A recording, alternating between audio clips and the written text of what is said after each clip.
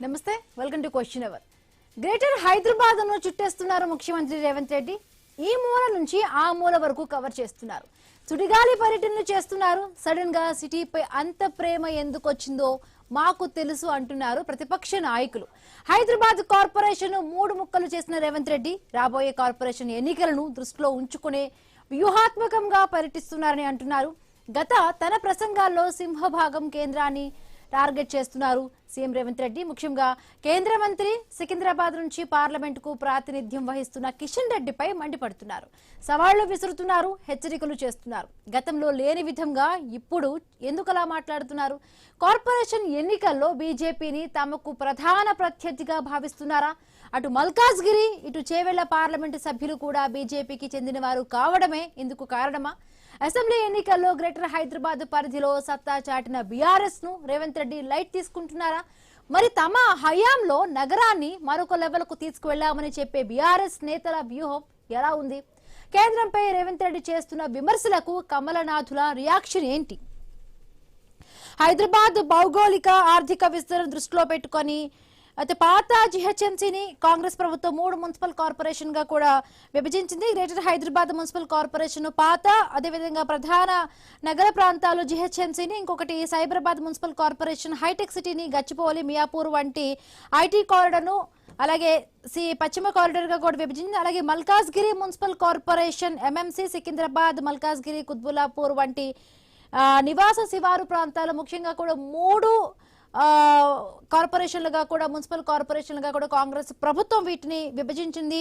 దీనికి సంబంధించి అంటే 1511 కోట్ల రూపాయలతో మల్కాజ్గిరికి, అలాగే 1674 కోట్ల రూపాయలకు సంబంధించి సైబరాబాద్ మౌలిక వసతులకు సంబంధించి ప్రాజెక్టుకు సంబంధించి ఇప్పటికే సీఎం రేవంత్ రెడ్డి స్వయంగా కూడా శంకుస్థాపనలు చేశారు. మరింత దూకుడు పెంచారు. ముఖ్యంగా కూడా శేరిలింగంపల్లి, కుకట్పల్లి, కుత్బుల్లాపూర్ వంటి నియోజకవర్గాలపై కూడా సీఎం రేవంత్ రెడ్డి ఫోకస్ చేసినట్టుగా తెలుస్తోంది.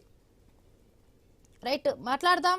కస్బా శ్రీనివాసరావు గారు టీపీసీ సెక్రటరీ జాయిన్ అయ్యారు. నమస్తే అండి శ్రీనివాసరావు గారు.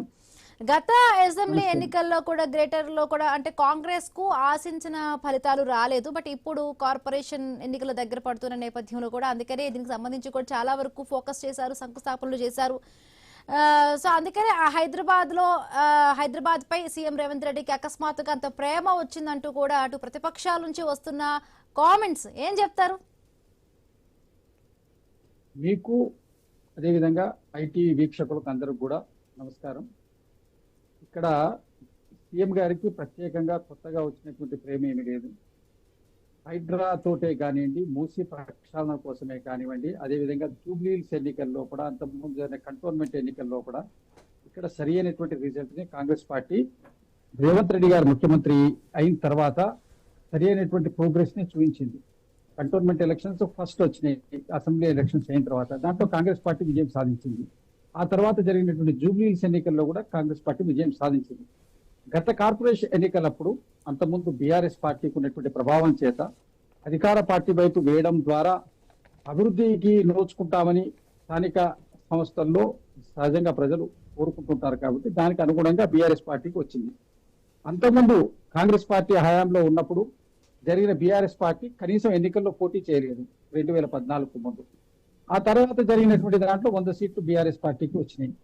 ఆ తర్వాత సెకండ్ టైం జరిగినటువంటి ఎన్నికల్లో కూడా వారికి సరైనటువంటి ప్రాతినిధ్యం రాలేదు, పొటాబుటిని వచ్చింది. టీఆర్ఎస్ పార్టీ 37-40 సీట్ల వరకు బీజేపీ పార్టీ కైవసం చేసుకుంది.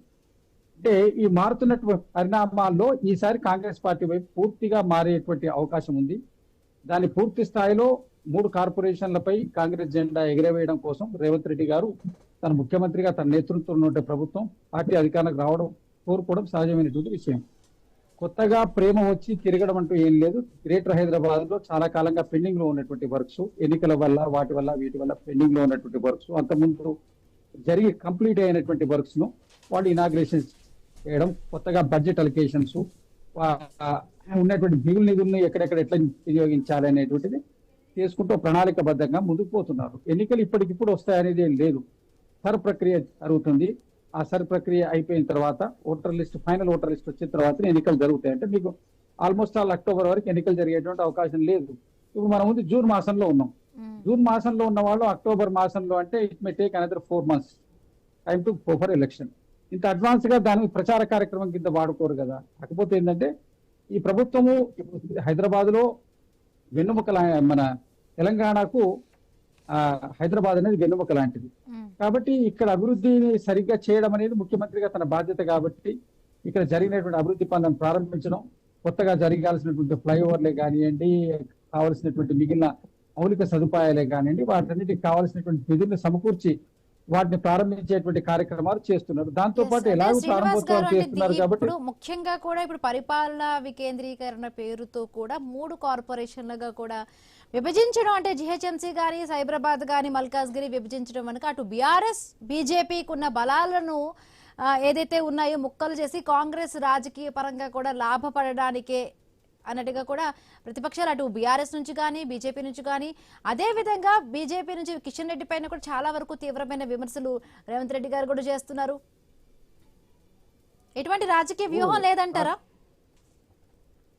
రాజకీయ వ్యూహం రాజకీయ పార్టీలకు ఉండకపోతే వేరే పార్టీలకు ఉండవు కదా. ఇవన్నీ ఎన్జిఓస్ కాదు కదా. Every political party we should have their own political view. But అది అభివృద్ధితో ముడిపడి చేస్తారనేది అబద్ధం మాట. కాకపోతే విషయం ఏంటంటే కిషన్ రెడ్డి గారిని విమర్శించడానికి గల ప్రధానమైనటువంటి కారణం, భారతీయ జనతా పార్టీకి కాంగ్రెస్ పార్టీకి ఎన్ని పార్లమెంట్ సీట్లు ఇచ్చిందో అన్ని పార్లమెంట్ సీట్లు భారతీయ జనతా పార్టీకి కూడా ఇవ్వడం జరిగింది. తెలంగాణ ప్రజలు మాకెంత బాధ్యత ఉందో కేంద్రం నుంచి నిధులు తేవడంలో కానీ, ఈ రాష్ట్ర సర్వతోముఖాభివృద్ధి చెందించడంలో భారతీయ జనతా పార్టీ కూడా అంతేటువంటి భాగస్వామ్యం ఉంది. ఆ భాగస్వామ్యము ఉన్నది కాబట్టి వాళ్ళను కూడా మీరు ప్రోద్బలం చేయాలి. ఇద్దరు కేంద్ర మంత్రులు ఇక్కడ నుంచి ఉన్నారు. ఇక్కడ అనేకమైనటువంటి సమస్యలు ఉన్నాయి, మన పెండింగ్ ప్రాజెక్ట్స్ ఉన్నాయి. మీరు అక్కడ కమిటీ హెడ్స్ దగ్గర ఉన్నటువంటి దానికి క్లియరెన్స్ ఇప్పియండి. అదేవిధంగా మన ప్రాజెక్ట్స్ కావాల్సిన నిధులు ఇవ్వండి. మనకి ఏదైతే మెట్రో ఉందో ఎక్స్టెన్షన్ మెట్రోకు సరైనటువంటి ఇవ్వట్లేదు. కు వచ్చినటువంటి పూర్తి పర్మిషన్స్ కానీ నిధులు కానీ ఇంకా పూర్తి స్థాయిలో రావడం లేదు. కేంద్రం నుంచి వాళ్ళు చేయాల్సినటువంటి బాధ్యతలను పూర్తి చేస్తున్నారు. ఇప్పుడు మేము అధికారంలో ఉన్నాం ఇక్కడ కాంగ్రెస్ పార్టీని ఎందుకు విమర్శిస్తున్నాయి ప్రతిపక్షాలు? మీరు ఉన్నటువంటి బాధ్యతలు సరిగ్గా నిర్వహించమని. అదేవిధంగా కేంద్రంలో వాళ్ళు ఉన్నారు కాబట్టి వాళ్ళ బాధ్యతలు వాళ్ళకి తెలియజెప్పడం కోసం నిర్వహిస్తున్నాం. వాళ్ళు షటరికల్ గా ఎక్కడెక్కడో కాంగ్రెస్ పార్టీ మీద కామెంట్ చేస్తున్నారు. దానికి కౌంటర్ గా ముఖ్యమంత్రి గారు కూడా కౌంటర్స్ ఇవ్వడం జరుగుతుంది. వాళ్ళు కూడా ప్రతి దగ్గర మీరు ప్రతి గింజ కొనాల్సినటువంటి బాధ్యత కాంగ్రెస్ పార్టీది కాదా అని అడుగుతున్నారు. కేంద్ర ప్రభుత్వం మద్దతు ధర ప్రకటించినటువంటి ప్రతి ధాన్యాన్ని ఖరీదు చేయాల్సినటువంటి బాధ్యత కేంద్ర ప్రభుత్వం ఎఫ్సిఐది.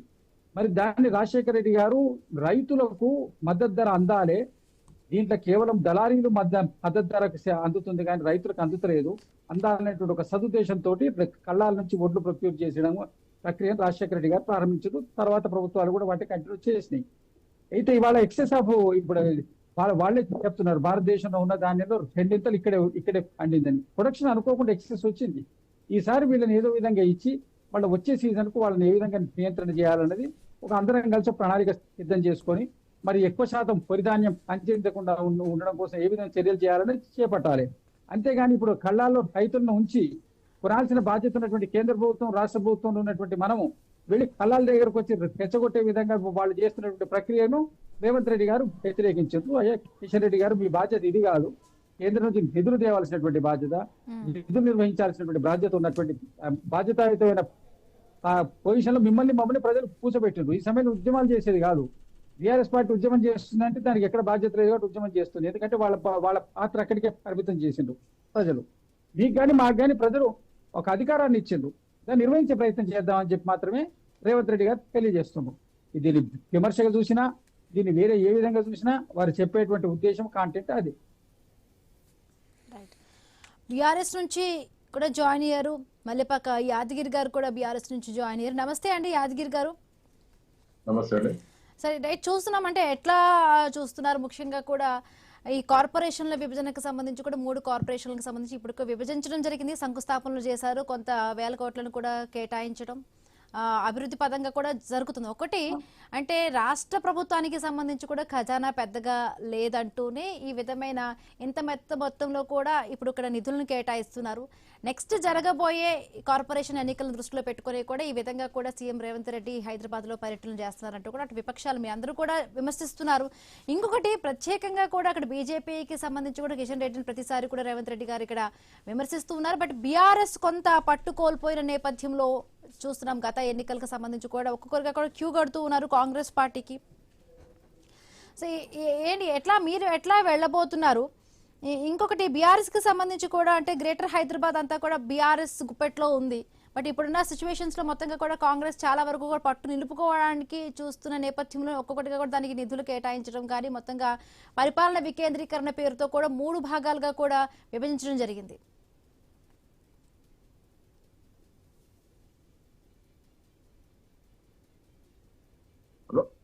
యాదగిరి గారు చెప్పండి మళ్ళీ ఒకసారి. రైట్, అంటే ఇప్పుడు అంటే క్షేత్రస్థాయిలో బీఆర్ఎస్ పార్టీ కేడర్ కానీ ఓట్లకు సంబంధించి చాలా వరకు కూడా ఇప్పుడు కాంగ్రెస్ పార్టీకి క్యూ కడుతున్న పరిస్థితి బీఆర్ఎస్ పార్టీ నుంచి. సో ఇప్పుడు అదే విధంగా కూడా సీఎం రేవంత్ రెడ్డి కూడా అంటే 3 దీనికి సంబంధించి మున్సిపల్ కార్పొరేషన్లుగా వికేంద్రీకరణ పేరుతో కూడా పరిపాలన వికేంద్రీకరణతో విభజించారు. మొత్తంగా కూడా ఫోకస్ అంతా కూడా హైదరాబాద్ పైనే కూడా సీఎం రేవంత్ రెడ్డి ఫోకస్ ఉంది. నెక్స్ట్ ఎలక్షన్స్ లక్ష్యంగా కూడా ఆయన పనిచేస్తూ ఉన్నారు. అటు బీజేపీని చాలా వరకు మాట్లాడుతూ ఉన్నారు, కేంద్రం నుంచి కూడా నిధులు తీసుకొస్తున్నాం, బట్ బీజేపీ నాయకులు కొంత అడ్డుకుంటున్నారు. కిషన్ రెడ్డి పైన కూడా ఆయన విమర్శలు చేసిన పరిస్థితి. బట్ ఎక్కడా కూడా అటు బీఆర్ఎస్ కన్నా బీజేపీని చాలా వరకు కూడా ఆయన ప్రధాన ప్రతిపక్షంగా కూడా చూస్తున్నట్టుగా అర్థమవుతోంది. ముందుగా మీకు ప్యానెల్లో ఉన్న వారికి ఐ న్యూస్ ప్రేక్షకులకు నమస్తే. ఈరోజు రేవంత్ రెడ్డి గారు ఆయన వ్యూహంలో భాగంగా బీజేపీ పార్టీకి బూస్ట్ ఇవ్వడం కోసమే బీజేపీ పార్టీని విమర్శిస్తున్నాడు. ఎందుకంటే జిహెచ్ఎంసీ ఎలక్షన్లలో గ్రేటర్ పరిధిలో కాంగ్రెస్ పార్టీకి స్థానం లేదు, ప్రజలు నమ్మే పరిస్థితిలో లేరు కాంగ్రెస్ ప్రభుత్వాన్ని కానీ రేవంత్ రెడ్డి గారిని కానీ. అందుకోసమే ఈ జిహెచ్ఎంసీలో ఎట్టి పరిస్థితుల్లో కూడా బీఆర్ఎస్ ను ఏ విధంగా మనం దెబ్బ కొట్టాలి, ఇక్కడ ఉన్నది మొత్తం పట్టు మొత్తం బీఆర్ఎస్ కే ఉన్నది, కేసీఆర్ గారి నాయకత్వాన్ని బలపరుస్తుంది జిహెచ్ఎంసీ పరిధిలో అని చెప్పేసి గత శాసనసభ ఎన్నికల్లో కూడా జిహెచ్ఎంసీ నుంచి వారికి 1 సీటు ఇవ్వకుంటే అది కక్షగట్టే హైడ్రా అనేది తీసుకొచ్చి హైదరాబాద్ లో అల్లకల్లం చేసి పేదల గూళ్లు గులగొట్టిన గొప్ప నాయకుడు రేవంత్ రెడ్డి గారు. అందుకోసమే ఈ రోజు మళ్ళీ ఏ విధంగా ఎత్తుకు పై ఎత్తు వేయాలన్న ఉద్దేశంతో జిహెచ్ఎంసీ పరిధిలో బీఆర్ఎస్ పట్టు తగ్గించడం కోసం టీడీపీ పార్టీని హైదరాబాద్ కు తీసుకురావడం కోసం అమీర్పేట్ లో ఎన్టీ రామారావు గారి విగ్రహాన్ని ఏర్పాటు చేశారు. ఆ తర్వాత అక్కడ కూడా ప్రజలు తిరస్కరించి ఆ విమర్శలు రావడంతో అక్కడ అంబేద్కర్ తోటి ఇందిరాగాంధీ తోటి ఎన్టీ రామారావు గారిని పోల్చడము, అక్కడ కూడా విమర్శలు వ్యతిరేకతలు రావడం వల్ల దాని తర్వాత మళ్ళీ ఏం చేసిండు, పవన్ కళ్యాణ్ గారిని మళ్ళీ హైదరాబాద్ కు ఏదో జిహెచ్ఎంసీ పరిధిలో ఏదో రకంగా బీఆర్ఎస్ ని తగ్గించడం కోసం టీడీపీని జనసేనను ముందుకు తీసుకొస్తే కూడా ప్రజలు పూర్తి స్థాయిలో వ్యతిరేకంగా ఉండడం వల్ల ఈ రోజు దాన్ని ఉపయోగించుకొని ఎట్టి పరిస్థితుల్లో టీడీపీని జనసేనను హైదరాబాద్ లో జిహెచ్ఎంసీ పరిధిలో ప్రజలు వ్యతిరేకిస్తున్నారు కాబట్టి పూర్తి స్థాయిలో బీజేపీకి సహకరించాలన్న ఉద్దేశంతో ఇప్పుడు నేను ప్రతిపక్ష నాయకులుగా నేను బీజేపీనే టార్గెట్ చేస్తున్నా అన్న ఉద్దేశంతో కిషన్ రెడ్డి గారు రేవంత్ రెడ్డి గారు వీళ్ళు కలిసి ఉమ్మడిగా నువ్వు నన్ను తిట్టు నేను నిన్ను తిడతా అని చెప్పేసి మహారాష్ట్ర తోటి పర్మిషన్ ఇప్పిస్తలేడు కిషన్ రెడ్డి గారు అని చెప్పేసి అనేక రకాలుగా ఇదొక వ్యూహాత్మకంగా వారు బీఆర్ఎస్ ను తగ్గించడం కోసం ప్రయత్నం చేస్తున్నారు. కానీ ఈ తెలంగాణ రాష్ట్ర ప్రజలు కానీ జిహెచ్ఎంసీ పరిధిలో ఉన్నటువంటి ప్రజలు కానీ పూర్తి స్థాయిలో ఈ రోజు ఉన్నటువంటి కాంగ్రెస్ ప్రభుత్వాన్ని నమ్మే పరిస్థితిలో లేరు. మళ్ళీ ఈ రేవంత్ రెడ్డి గారి పాలన పోవాలి, కేసీఆర్ గారి పాలన రావాలన్న ఉద్దేశంతో ఈ రోజు ఈ ప్రజలు ఎదురు చూస్తున్నారు. కాబట్టి గ్రేటర్ హైదరాబాద్ చుట్టూ ఆయన చుట్టుకుంటూ అనేక చోట్ల గ్రేటర్ పరిధిలో కొన్ని బహిరంగ సభలు పెట్టి కేవలం కేసీఆర్ గారిని విమర్శించడం కోసమే కొన్ని రోజులు ప్రయత్నం చేస్తున్నాడు. కేసీఆర్ గారి పేరు జపం చేయకుండా కనీసం అన్నం కూడా తినే పరిస్థితిలో లేదు ఈ రోజు ముఖ్యమంత్రి గారు. అలాంటి నాయకుడు ఈ రోజు కావాలని కిషన్ రెడ్డి గారిని గురించి మాట్లాడడం, ఇక అరే ఇప్పుడు జనాలు అనుకోవాలి కిషన్ రెడ్డి గారిని తిరుగుతుగా మనం బీజేపీ ఓటేయాలి, బీజేపీ కోసం సానుభూతిగా కాంగ్రెస్ వ్యతిరేకత ఓట్లు బీజేపీకి వాడాలని చెప్పేసి ఇది ఒక వ్యూహంలో భాగం. కానీ బీజేపీ పార్టీ కూడా హైదరాబాద్ కు ఏం చేసిందండి? బీజేపీ పార్టీ గత జిహెచ్ఎంసీ ఎన్నికల్లో 4 కార్పొరేటర్ల నుంచి 48 కార్పొరేటర్లు గెలిచారు. గతంలో ఆ రోజు ఉన్నటువంటి బండి సంజయ్ గారు ప్రెసిడెంట్ గా హైదరాబాద్ పరిధిలో తిరుగుకుంటూ మతాన్ని రెచ్చగొట్టుకుంటూ మసీదులు కూడా కొడతాం, మీ శివాలయ అంటే ముఖ్యంగా కూడా రేవంత్ రెడ్డి గారు ఢిల్లీ నుంచి తెచ్చుకున్న ఏవైతే ప్రాజెక్టులకు సంబంధించి పర్మిషన్స్ గానీ ఇక్కడ బీజేపీ నేతలు గానీ కిషన్ రెడ్డి గారు గానీ అడ్డుకుంటున్నారంటూ కూడా ఆయన ప్రధానంగా కిషన్ రెడ్డి గారి పైన కూడా ఆరోపణలు చేస్తున్నారు. సో దానికి ఏం చెప్తారు? బిఫోర్ దట్ మనకి బీజేపీ నుంచి కూడా పైలా కృష్ణారెడ్డి గారు కూడా జాయిన్ అయ్యారు. నమస్తే అండి పైలా కృష్ణారెడ్డి గారు, మీ దగ్గరికి వస్తారు. దీని గురించి ఏం చెప్తారు? యాదగిరి రెడ్డి గారు ఏం చెప్తారు? యాదగిరి గారు దీనికి సంబంధించి నేను అదే చెప్తున్నా కదా, కేవలం ఈ రోజు గ్రేటర్ ప్రైజ్లో బిఆర్ఎస్ పార్టీకి పూర్తి పట్టున్నది. ప్రజలు పూర్తి స్థాయిలో బిఆర్ఎస్ పక్షాన ఉన్నారు. కేసీఆర్ గారి నాయకత్వం కోసం ఎదురు చూస్తున్నారు. గతంలో తెలంగాణ ప్రజలు మోసం చేసినా కూడా మోసపోయారు. వాళ్ళు మోసం చేయడం కాదు, మోసపోయారు రేవంత్ రెడ్డి గారి మాటలకు. కాబట్టి మళ్ళీ ఈ రోజు జిహెచ్ఎంసీ బీజేపీని కాంగ్రెస్ ను నమ్మే పరిస్థితిలో లేరు. కాబట్టి రేవంత్ రెడ్డి గారిని అయితే అసలే నమ్ముతలేరు. కాబట్టి ఒకవేళ రేవంత్ రెడ్డి గారి వ్యతిరేకత అనేది బీజేపీకి రావడం కోసం కిషన్ రెడ్డి గారిని తిట్టినట్టు యాక్టింగ్ చేస్తున్నది. పూర్తి స్థాయిలో తిట్టడం కాదు, వాళ్ళిద్దరు సోదరులే, అపూర్వ సోదరులే. ఇప్పుడు మహారాష్ట్ర నుంచి ప్రాజెక్టు గురించి మాట్లాడుతున్నారండి. గతంలో 2008లోనే మహారాష్ట్రలో ఉన్నది కాంగ్రెస్ గవర్నమెంట్, ఉమ్మడి ఆంధ్రప్రదేశ్ లో ఉన్నది కాంగ్రెస్ గవర్నమెంట్, కేంద్రంలో ఉన్నది కాంగ్రెస్ గవర్నమెంట్. ఆ రోజు చేయలేని పర్మిషన్ తిమ్మిడియేటి మీద తీసుకొచ్చిన 152 మీటర్లు కావాలని చెప్పేసి వైఎస్ రాజశేఖర రెడ్డి గారి నుంచి కూడా మొదలుకున్న ఇప్పటి వరకు కూడా అది కాలేని పరిస్థితిలో ఉన్నది. అదే ముఖ్యమంత్రిగా కేసీఆర్ గారు పదవి బాధ్యతలు చేపట్టిన తర్వాత అనేక సార్లు హరీష్ రావు గారిని పంపించిండ్రు. ఆ తర్వాత స్వయాన అప్పుడున్నటువంటి ముఖ్యమంత్రి గారి దగ్గరికి కేసీఆర్ గారు కూడా పోయి దాని పరిష్కారం కోసం కొన్ని విషయాలలో రాష్ట్ర ప్రభుత్వాన్ని ఒప్పించి కొన్ని అక్కడి నుంచి కొంచెం కొంచెం పక్క జరగడం కోసం ప్రయత్నం చేసి అక్కడ విజయం సాధించిండు కేసీఆర్ గారు. మరి ఈ ముఖ్యమంత్రి గారు మహారాష్ట్ర ప్రభుత్వం తోటి చర్చలు జరపకుండా కిషన్ రెడ్డి గారి మీద నెట్టేయడం ఏందండి?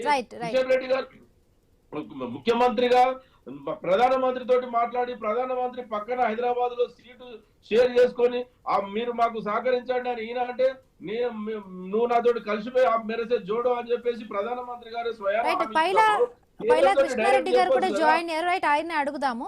రైట్, పైలా కృష్ణారెడ్డి గారు నమస్తే అండి. రైట్, ముఖ్యమంత్రి గారు ఢిల్లీకి వెళ్ళి రేవంత్ రెడ్డి గారు ఢిల్లీకి వెళ్ళి తెచ్చుకుంటున్న పర్మిషన్స్ ఏవైతే ఉన్నాయో అనుమతులకు సంబంధించి ఇవన్నీ కూడా ఇక్కడ కేంద్ర మంత్రి కిషన్ రెడ్డి గాని బీజేపీ నాయకులు అందరూ కూడా అడ్డుకుంటున్నారంటూ కూడా అంటున్నారు సీఎం. సో ఏం చెప్తారు దానికి సంబంధించి?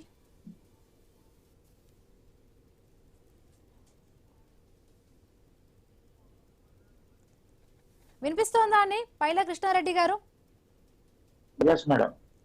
రైట్, రేవంత్ రెడ్డి ముఖ్యమంత్రి ఢిల్లీకి వెళ్లి తెచ్చుకున్న ప్రాజెక్టులకు సంబంధించి కానీ పర్మిషన్లు అనుమతులకు సంబంధించి ఏవైతే తెచ్చుకున్నారు ఇక్కడ బీజేపీ నేతలు అలాగే బీజేపీ నుంచి కిషన్ రెడ్డి కేంద్ర మంత్రి వీరందరూ కూడా అడ్డుకుంటున్నారంటూ కూడా సీఎం ముఖ్యమంత్రి నేరుగా కూడా అటు నాయకుల పైన కూడా విమర్శలు చేస్తున్నారు. ఏం చెప్తారు దీనికి సంబంధించి? మేడం, ముందుగా మీకు ఐన్యూస్ వీక్షకులకు ఈ చర్చా వేదికలో పాల్గొంటున్న పెద్దలందరికీ నమస్కారాలు తెలియజేసుకుంటున్నాను. మేడం, ముఖ్యంగా రేవంత్ రెడ్డి గారు సందర్భము ఏది లేకుండా ఈరోజు అంశాలను తీసుకొస్తున్నాడు అంటే ఇందులో రాజకీయ కోణం ఉంది. ప్రజా సమస్యలను పక్కదారి పట్టిస్తున్నాడు, రైతులు ఎదుర్కొంటున్న సమస్యలను పక్కదారి పట్టిస్తున్నాడు. ఇప్పుడు ఉధృతంగా సమస్య ఏముందంటే రైతుల కొనుగోళ్లు జరగట్లేదు, వాళ్లకు కొనుగోలు చేసిన వాటికి డబ్బులు రావట్లేదు, తరుగు పేరు మీద రైతులను మోసం చేస్తున్నాడు అనేది రాష్ట్ర స్థాయిలో పూర్తి స్థాయిలో చర్చ జరుగుతున్న సమయంలో ఇక్కడ హైదరాబాద్ లో జిహెచ్ఎంసీ ఎలక్షన్స్ దగ్గరకు వస్తున్నాయి కాబట్టి సమస్యను పక్కదారి పట్టించాలి. ఎవరిని అనాలే? ఒక మనిషిని అంటే చర్చ మీద అదే జరుగుతుంది. కిషన్ రెడ్డి గారి గురించి రేవంత్ రెడ్డి గారికి ఎంత తెలుసు కానీ తెలంగాణ రాష్ట్ర ప్రజలందరికీ తెలుసు, ఆయన ఎంత సౌమ్యుడో తెలుసు. అన్పార్లమెంటరీ లాంగ్వేజ్ మాట్లాడకుండా ఉన్న వ్యక్తి రాజకీయాలలో అంటే ఒక కిషన్ రెడ్డి గారు అంత సచివులను వ్యక్తిని పట్టుకొని అనరాని మాటలు మాట్లాడము, నిందారోపణలు చేయడము, రేవంత్ రెడ్డి గారు విషయాన్ని పక్కదారి పట్టించడానికి వేసిన రాజకీయ ఎత్తుగడ తప్ప ఇందులో ప్రజలకు ఉపయోగపడేది ఏం లేదు. ఇప్పుడు హైదరాబాద్ నిన్నటి నుంచి మొన్నటి నుంచి మొత్తుకుంటున్నాడు, మూసీ నదిని సుందరీకరణ చేస్తామంటే వీళ్ళు అడ్డుకుంటున్నారు, కేంద్రం నుంచి నిధులు తీసుకొస్తలేరు. అయ్యా రేవంత్ రెడ్డి గారు, ఈ గతంలో 60-70 ఏళ్ళు తెలంగాణను పాలించింది కాంగ్రెస్ పార్టీ కదా. మీ దుర్మార్గమైన పాలనతోటి కదా మూసీ నది పాలన. మూసీ నది వచ్చేసి మురిక్కుంపగా తయారైంది, హుసేన్ సాగర్ వచ్చేసి మురిక్కుంప కంటే అధ్వానంగా తయారు చేసింది మీ కాంగ్రెస్ పార్టీ హయాంలోనే కదా. ఈ మాత్రం కూడా అవగాహన లేదా ముఖ్యమంత్రి గారికి? ఏది పడితే అది నోరుకి ఎంత మాట వస్తే అంత మాట.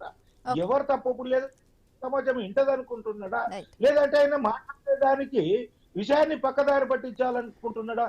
ఇంకొకటి కృష్ణారెడ్డి గారు, రైట్, అంటే మీకు హైదరాబాద్ ప్రజలు 3 పార్లమెంటు స్థానాలు ఇచ్చారు, సికింద్రాబాద్, మల్కాజ్గిరి, అలాగే చేవెళ్ళ.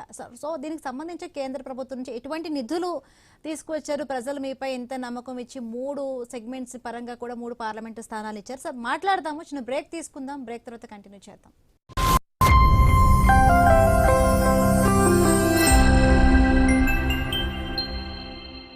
మాస్టర్ మైండ్స్ కామర్స్ చదవాలనుకునే 10th ఇంటర్ విద్యార్థుల తొలి ఎంపిక. మాస్టర్ మైండ్స్ కామర్స్ చదవాలనుకునే 10th ఇంటర్ విద్యార్థుల తొలి ఎంపిక. మాస్టర్ మైండ్స్ కామర్స్ చదవాలనుకునే 10th ఇంటర్ విద్యార్థుల తొలి ఎంపిక. మాస్టర్ మైండ్స్ కామర్స్ చదవాలనుకునే 10th ఇంటర్ విద్యార్థుల తొలి ఎంపిక. మాస్టర్ మైండ్స్ కామర్స్ చదవాలనుకునే 10th ఇంటర్ విద్యార్థుల తొలి ఎంపిక.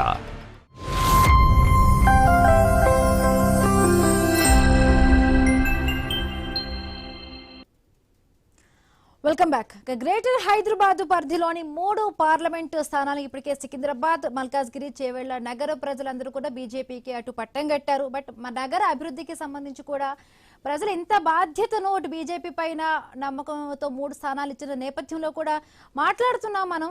పైలా కృష్ణారెడ్డి గారు, ఎందుకు అంటే కేంద్రం నుంచి కూడా ప్రత్యేక ప్యాకేజీలకు సంబంధించి కానీ ఎందుకు తీసుకురాలేకపోతుంది? మరీ ముఖ్యంగా కూడా రేవంత్ రెడ్డి గారు ఇక్కడ ఈరోజు చెప్తున్నారు, కేంద్రం నుంచి ఏవైతే అనుమతులు తీసుకొస్తున్నామో దానికి సంబంధించి అంతా కూడా బీజేపీ నేతలు ఇక్కడ స్థానికంగా ఉండే వాళ్ళందరూ కూడా అడ్డుకుంటున్నారని దాని విమర్శతో పాటు ఎందుకు కేంద్రం నుంచి ఇంకా ఎక్కువగా తీసుకురాలేకపోతున్నారు అంటూ కూడా జనరల్ గా కలుగుతున్న ఒక సందేహం ప్రజల్లో.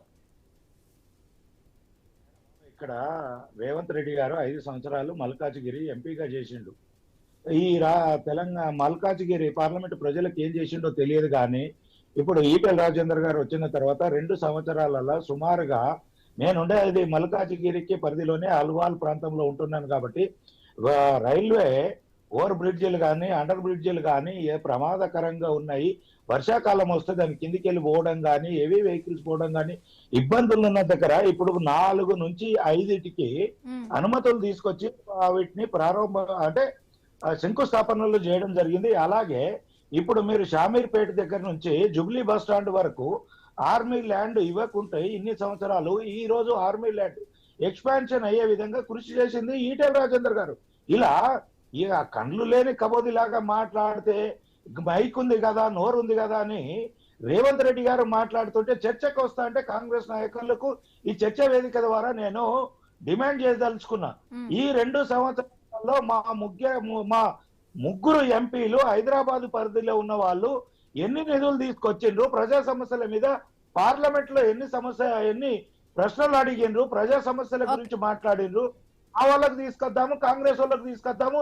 దమ్మున్న నాయకులు అయితే కాంగ్రెస్ నాయకులు చర్చకు రావాలి, లేదా ముఖ్యమంత్రి గారు డైరెక్ట్ గా మా యొక్క సౌమ్యుడు కాబట్టి మా కిషన్ రెడ్డి గారు లేకపోతే మా నాయకులను ఎవరినొకరిని పంపిస్తాం, మీరు రండి దౌర్జన్యం మీరు అవన్నీ నిరాధారమైన ఆరోపణలని నిరూపించడానికి బీజేపీ ఎనీ టైం ఎక్కడైనా ఏ ప్లేస్ అయినా సిద్ధంగా ఉన్నామని తెలియజేస్తున్నాను.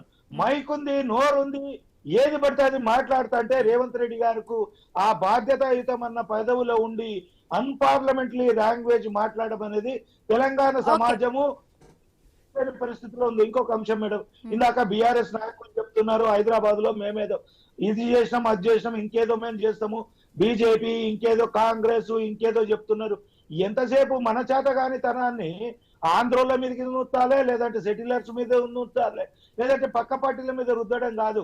100 కోట్లు ఇచ్చిండు హుసేన్ సాగర్ లో కొబ్బరి నీళ్లతోటి నింపుతాను. అది ఏమైంది? ఎన్ని ప్రభుత్వాలు మారినా కూడా కార్పొరేషన్లు 3 కార్పొరేషన్లుగా కూడా మార్చినా కూడా హైదరాబాద్ లో వర్షం పడితే మనకు తెలుసు ఎంత సామాన్య ప్రజలు ఇబ్బంది పడుతున్న పరిస్థితి. అలాగే వర్షాకాలం హైదరాబాద్ లో మునిగిపోవడం కానీ ట్రాఫిక్ నరకం ఇబ్బందులు చాలా వరకు కూడా ఉంటాయి. బట్ ఏ ప్రభుత్వాలు ఏవి మాట్లాడినా కూడా ఫైనల్ గా కూడా సామాన్య ప్రజలు ఇబ్బంది పడుతున్న పరిస్థితి. థ్యాంక్ యూ సో మచ్ అండి డిబేట్ లో పాల్గొన్నందుకు యాదగిరి గారు, అలాగే కస్బా శ్రీనివాసరావు గారు, పైలా కృష్ణారెడ్డి గారు. థ్యాంక్ యూ సో మచ్ అండి. ఇది వాటి question hour. Keep watching I news. మీతోనే మీ వెంట.